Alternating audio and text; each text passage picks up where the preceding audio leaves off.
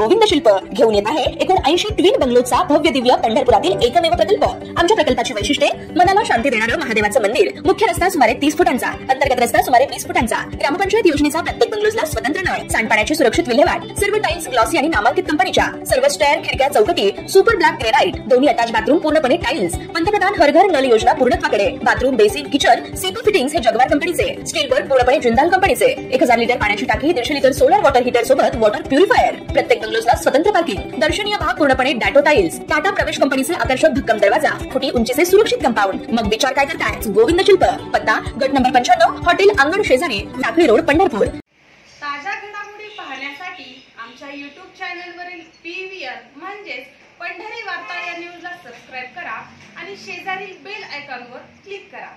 पंढरपुरातून येणाऱ्या सावळ्या विठ्ठलाच्या दर्शनासाठी तासनतास थांबणाऱ्या भाविकांना दिलासा देणारा मोठा निर्णय श्री विठ्ठल रुक्मिणी मंदिर समितीने घेतलाय।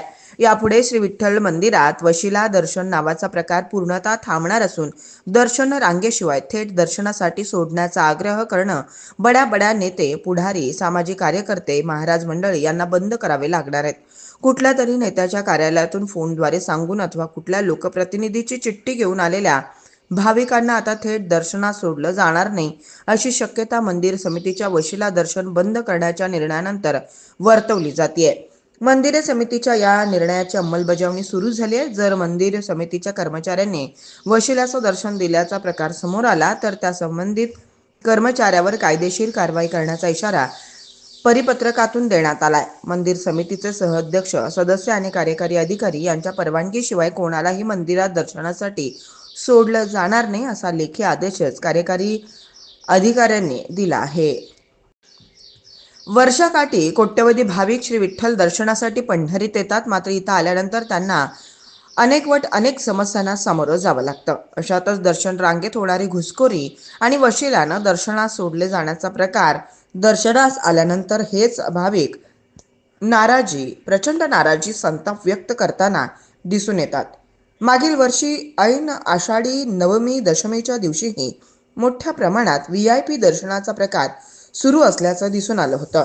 नेत्यांबरोबर येणारे 5-50 भाविक मंदिरात घुसखोरी करतात हे तर नित्याचंच दृश्य झालं होतं। मात्र आता मंदिर समितीनं निर्णय घेतलाच आहे तर त्याची अंमलबजावणी करण्याचं आव्हान देखील समितीला स्वीकारावं लागणार आहे।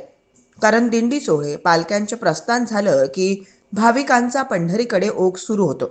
अशावेळी राज्यातील अनेक नेते, पुढारी लेखी पत्र देऊन अथवा फोन करून मंदिरे समितीच्या सदस्यांवर अथवा पदाधिकाऱ्यांवर दबाव आणताना दिसून येतात।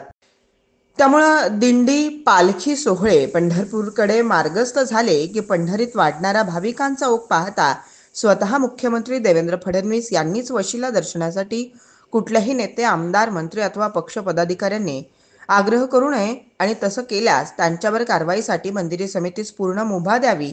तसेच गर्दीच्या काळात वशिला दर्शनासाठी आग्रह करणाऱ्यांची नावे प्रकाशित करण्यास मंदिर समितीस मुभा द्यावी, तरच या गैरप्रकाराला आळा घालणं, वशिला दर्शन बंद करण्याचा निर्णय घेतलेल्या मंदिर समितीस शक्य होईल अशीच भावना जाणकार व्यक्त करतायत।